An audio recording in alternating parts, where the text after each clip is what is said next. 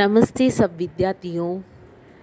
இப்போது எல்லாருமே எக்ஸாமுக்கு ப்ரிப்பேர் பண்ணியிருப்பீங்கன்னு நம்புகிறேன்.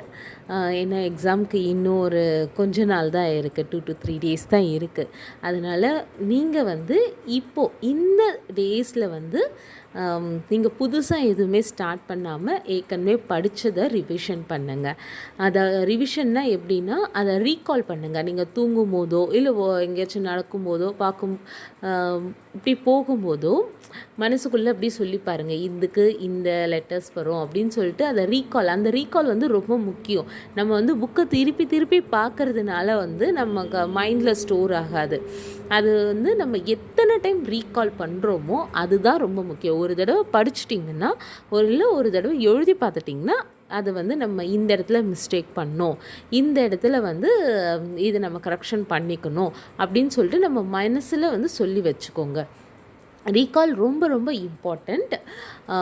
நெக்ஸ்ட் இப்போது ராஷ்டிர பாஷாவில் ஜென்ரல் எஸ்ஸேஸ்லாம் வருதுங்களே. சப்போஸ் நீங்கள் படித்த எஸ்ஸேஸ் அங்கே வரலை அப்படின்னா அந்த ஹெட்டிங்கை வச்சு உங்களுக்கு ரிலேட்டடாக உங்களுக்கு தெரிஞ்ச ஸ்டோரிஸை நீங்கள் ஹிந்தியில் நீங்கள் எழுதிக்கலாம். மேக்ஸிமம் நீங்கள் படித்ததே தான் வரும். சப்போஸ் அந்த டைமில் ஏன்னா நிறைய போர்ஷன்ஸ் ராஷ்டிர பாஷாலாம் குழந்தைங்க எழுதும்போது அதில் நிறைய போர்ஷன்ஸ் இருக்குது. அதனால் உங்களால் கவர் பண்ண முடியலன்னா இந்த ஜென்ரல் எஸ்ஸேஸ்லாம் நீங்கள் அந்த ஸ்டோரியை உங்களுக்கு இப்போ சுற்றுலா ஏதாச்சும் கேட்குறாங்கன்னா நீங்கள் சுற்றுலா போகும்போது இதை எக்ஸ்பீரியன்ஸ் பண்ணுங்க, இதை பார்த்தீங்கன்னா அதை கொஞ்சம் ஹிந்தியில் எழுத ட்ரை பண்ணி நீங்கள் போகலாம். நீங்கள் மேக்ஸிமம் எல்லா ஸ்டோரிஸையும் நீங்கள் தமிழில் தெரிஞ்சுக்கோங்க. நம்ம ஹிந்தியில் படித்து மனப்பாடம் பண்ணி அங்கே போய் எழுதும்போது அது கொஞ்சம் கஷ்டமாக இருக்கும். எல்லாமே நீங்கள் தமிழில் தெரிஞ்சுக்கிட்டு இல்லை யாராச்சும் உங்களுக்கு தெரிஞ்சவங்கிட்டேயோ அது தமிழில் அர்த்தத்தை அவங்கக்கிட்ட சொல்லி நீங்கள் கேட்டுக்கிட்டிங்கன்னா அந்த இடத்துல உங்களுக்கு எக்ஸாமில் போகும்போது அப்படியே உங்களுக்கு யூஸ் ஆகும். ஏன்னா இது ஹிந்தி உங்களுக்கு எந்த அளவுக்கு உங்களுக்கு ஹிந்தி தெரியுது அந்த டெஸ்ட்டு தான் இது. அதனால நீங்கள் மேக்ஸிமம் நீங்கள் தமிழில் படிச்சுக்கிட்டு அதுக்கான ஹிந்தி வேர்ட்ஸ் எல்லாம் நீங்கள் கொஞ்சம் டிக்ஷனரி வச்சு நீங்கள் தெரிஞ்சுக்கிட்டு இருந்தீங்கன்னா நீங்கள் அப்படியே எழுதிடலாம். நெக்ஸ்ட் இப்போது பிராத்மிக்லாம் எழுதுறீங்கன்னா உங்களோட ஹேண்ட் ரைட்டிங்காகவே அங்கே 5 marks இருக்குது. ஸோ நீங்கள் அந்த புக்லெட்டில் என்ன உங்களுக்கு அங்கே டைம் நிறைய இருக்கும். பிராத்மிக்லாம் நீங்கள் எழுத வேண்டியது கொஞ்சம் தான் இருக்கும். அப்போ நீங்கள் அந்த புக்லெட்டில் நல்ல நீட்டாக அழகாக ப்ரெசென்ட் பண்ண ட்ரை பண்ணுங்கள். இப்போ நீங்கள் எக்ஸாமுக்கு பென்னெல்லாம் கொண்டு போகிறீங்க. ஏன்னா இப்போ நீங்கள் ஒரு பென்னு மட்டும்தான் எடுத்துகிட்டு போகணும். ப்ளூ மட்டும்தான், பிளாக் கூட இல்லை, ப்ளூ அண்டு பென்சில் தான். அந்த ப்ளூ எடுத்துகிட்டு போகும்போது நீங்கள் வீட்டிலே செக் பண்ணிக்கோங்க அது ட்ரேஸ் அடிக்குதான்ட்டு. ஏன்னா சில பென்சிலாக பேக்கில் தெரியும் எழுதுறது. அப்போ நீங்கள் புக்லெட்டில் நீங்கள் ஆன்சர் பண்ணும்போது பேக்கில் தெரிஞ்சிச்சுன்னா அதுவே உங்களுக்கு ஒரு பேட் இம்ப்ரெஷன் ஆகிடும். ஏன்னா இங்கே ஹேண்ட் ரைட்டிங்க்கும் உங்களுக்கு மார்க்ஸ் இருக்குது. ஏன்னா நிறைய பேர் பண்ணதை நானும் பார்த்துருக்கேன்.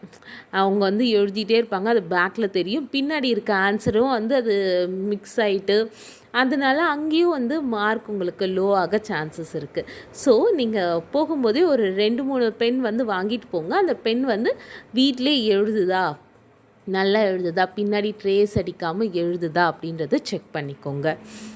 அண்டு நெக்ஸ்ட் நீங்கள் மத்தியமா ராஷ்டிர பாஷாலெலாம் கிராமர்ஸ் நிறைய இருக்கும். அப்படி கிராமர்ஸில் நீங்கள் வீட்டிலே நிறைய டைம் ஒரு 10 to 15 times நீங்கள் ரீகால் பண்ணிக்கிட்டால் தான் அங்கே நீங்கள் நல்லா ப்ரெசென்ட் பண்ணுறதுக்கு சரியாக இருக்கும். அதனால் நீங்கள் கிராமர்ஸ் எல்லாம் கொஞ்சம் நல்லா பார்த்துக்கோங்க. பென் ட்ரேஸ் அடிக்காத பென்னாக யூஸ் பண்ணிக்கோங்க. நெக்ஸ்ட் அங்கே உங்களுக்கு அந்த புக்லெட் கொடுப்பாங்க.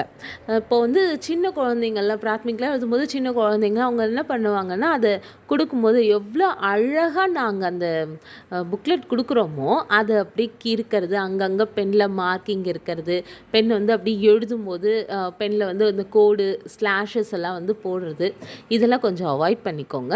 அப்புறம் பெஞ்சில் போட்டு தேய்ச்சி நாங்கள் கொடுக்கும்போது அப்படி ஒயிட் கலரில் ஃப்ரெஷ்ஷான பேப்பர் நாங்கள் கொடுப்போம். அது திருப்பி வரும்போது இந்த கந்தல் பேப்பராக இருக்கும், அப்படி கசங்கி போயிட்டு இருக்கும். அதுவே வந்து இப்போது அந்த இன்விஜிலேட்டருக்கே வந்து இந்த எக்ஸ்பீரியன்ஸ்னால் அதை கரெக்ஷன் பண்ணுறவங்க நிலைமை யோசித்து பார்த்தீங்களா? அப்போவே உங்களுக்கு அந்த பேப்பர் பார்க்கும்போதே ஒரு பேட் இம்ப்ரெஷன் வந்துடும். சில குழந்தைங்க இதில் பண்ணியிருக்காங்க, அதுதான் நான் உங்களுக்கு சொல்கிறேன்.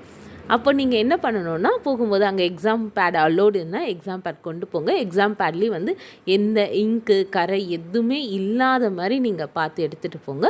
அங்கேயும் கொடுத்தாங்கன்னா அழகாக அந்த எக்ஸாம் பேடில் வச்சுட்டு உங்களுக்கு நல்லா ஃபஸ்ட்டு அந்த கொஷின் பேப்பரை ஃபுல்லாக புக்லெட் ஃபுல்லாக இது தெரியுமா, இது ஆன்சர் தெரியுமான்னு ஒரு தடவை பார்த்துட்டு, அது வரைக்கும் பெண்ணை தொடாதீங்க.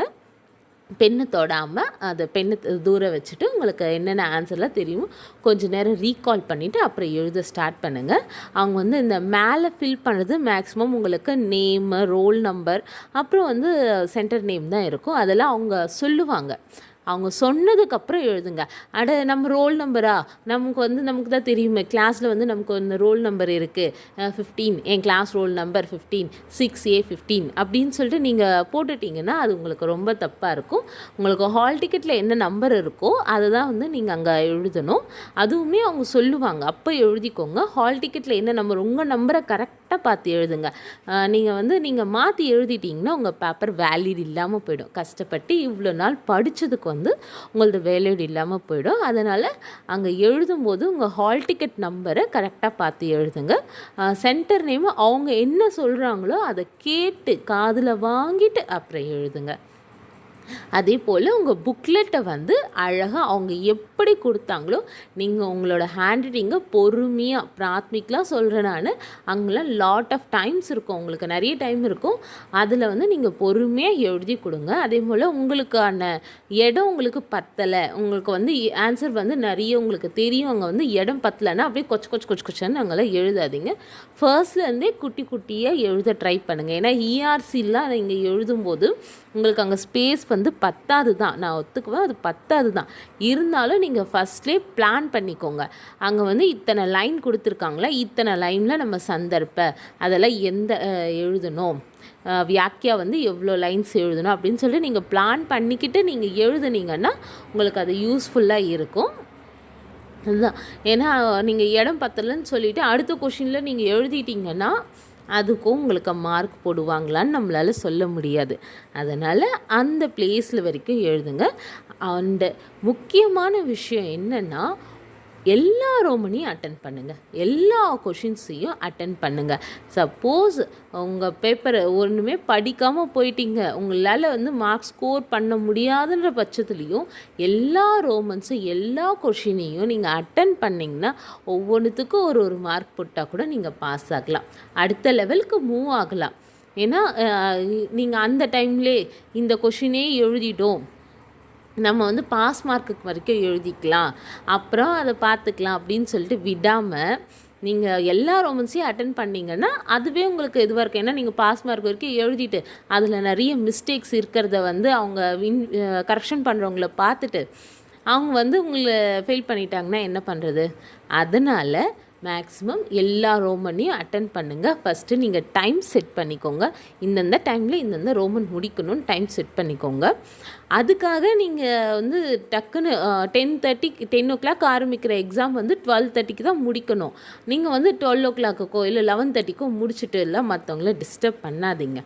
நீங்கள் கரெக்டாக அந்த 12:30ன்னா 12:30 வரைக்கும் ஃபர்ஸ்ட் ½ an hour வந்து இந்த 2 marks எழுதணும், அடுத்த ½ an hour வந்து இந்த சாராம்சம் எழுதணும், அப்புறம் வந்து இந்த இஆர்சி எழுதணும் அப்படின்னு சொல்லிட்டு நீங்கள் ஒரு பிளானிங் வந்து நீங்களே ஃபஸ்ட்டே வந்து இந்த பிளானிங்லாம் செட் பண்ணி வச்சுக்கோ.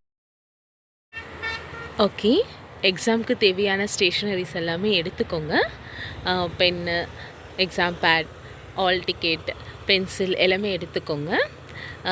மேக்ஸிமம் ஸ்பெல்லிங் மிஸ்டேக்ஸை அவாய்ட் பண்ணிக்கோங்க. All the best for your exams. தன்யவாத்.